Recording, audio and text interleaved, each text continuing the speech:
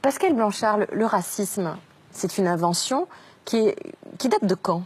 Le mot race apparaît au XVe siècle. Au départ, il permet de définir l'hérédité aristocratique. Donc on voit que ça part de loin quand même. Mais au XVIIe, grosso modo, le mot commence à désigner des peuples qu'on découvre. C'est le moment où on commence, en prenant des bateaux, à rencontrer des peuples qui ne nous ressemblent pas. Donc on commence à se dire, on va faire une cartographie, à la fois bien sûr des animaux qu'on découvre, des plantes, puis des peuples. C'était la grande mode en plus de tout acter Oui, au niveau des plantes et des animaux. La plupart des gens restent ici, ils ne vont pas là-bas. Donc tout le monde n'était pas dans le bateau avec Christophe Colomb. Donc il fallait bien ramener, on a trouvé 1000 plantes merveilleuses, des animaux incroyables, donc on les ramène, on les met sur les étagères, on en fait des cabinets de curiosité, et on fait aussi des cabinets de curiosité avec les hommes, et on leur donne des noms. Au XVIIIe, tout ça va commencer à se théoriser progressivement à travers les anthropologues, les savants, qui vont commencer à nous faire des théories. Il faut expliquer, par exemple, un sujet incroyable, les Indiens ont-ils une âme? Parce que s'ils ont une âme, on ne peut pas les mettre en esclavage. S'ils n'en ont pas, ils peuvent devenir esclaves. On décide en 1550 qu'ils ont une âme. Donc on a fait venir les Noirs qui, eux, n'en ont pas. Mais qui a décidé que les Noirs n'avaient pas d'âme? Le pape. Valladolid, il y a cette célèbre controverse. Las Casas, c'est un débat. Ont-ils une âme? Mais ce ont-ils une âme décide quel est le destin d'à peu près 50 millions d'hommes. À la fin du XVIIIe, grosso modo, on commence à les hiérarchiser. Alors on fait des études sur les crânes. Quand ça marche plus, qu'on découvre que les crânes asiatiques sont plus volumineux que les crânes des blancs, on fait plus de théories sur les crânes, plus de théories sur la couleur de la peau. Et on est bien d'accord que comme ce sont des Occidentaux, plutôt blancs, qui ont déterminé tous ces signes... On met plutôt le blanc au-dessus, oui, c'est plus facile. C'est rare de se mettre en bas soi-même d'une pile. Ce qui va se changer avec les racistes, c'est qu'on est esclave quand on est noir. Ce n'est plus le rapport au père et à la mère, c'est le rapport à la race. Celui qui naît avec une couleur a un destin. Et c'est cette couleur qui aurait un destin dans l'histoire de l'humanité. Et le code noir, par exemple, qui va vraiment promulguer ça quasi écrit noir sur blanc.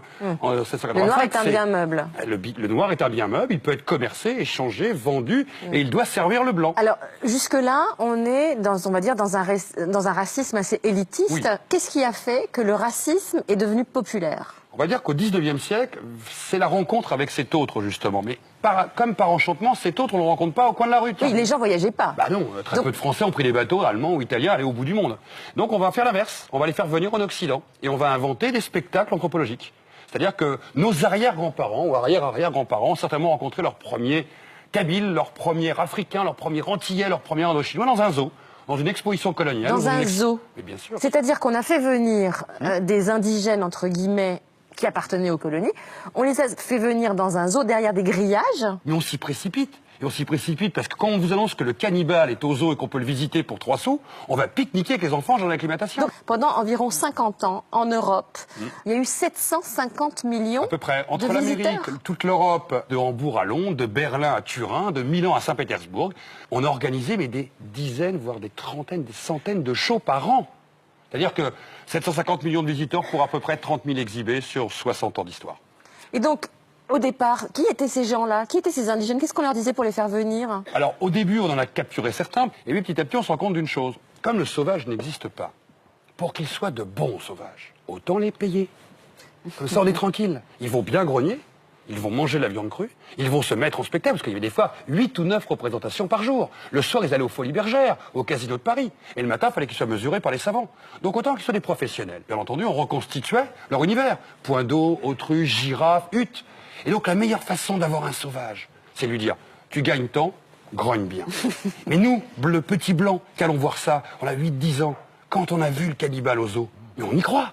Et ça marche. Mais c'était pas que des comédiens, il y avait aussi des Français colonisés, je pense, des Kanaks. Et les Kanaks, les arrière-grands-parents de Carambeu, qui en 31 sont venus à Paris en pensant représenter leur peuple et la Nouvelle-Calédonie à Paris pour la grande exposition coloniale, et qui se sont retrouvés dans un spectacle au jardin d'acclimatation dont le titre était Cannibale. Vous connaissiez l'histoire des os humains? Non. C'est fou, hein? C'est un peu normal, elle est tellement dérangeante. Parce que c'est pas vouloir expliquer qu'on a construit des ponts, des hôpitaux, des routes pour aller aux colonies, qu'on a sauvé des petits Africains de la famine certaine. Mais là, on est confronté à quelque chose de violent qui s'est passé ici, qui a fabriqué notre regard. Et quand on réfléchit, qu'on se dit, alors ça veut dire que nos arrière-arrière-grands-parents et arrière-parents ont certainement connu leur premier autre dans ces mondes-là, un monde fabriqué. Et là, en plus, on devenait raciste sans le savoir en pique-niquant. Oui, sans le savoir. Ce qui vaut bien que le racisme ne passe pas toujours, en termes d'idéologie, par des actes violents.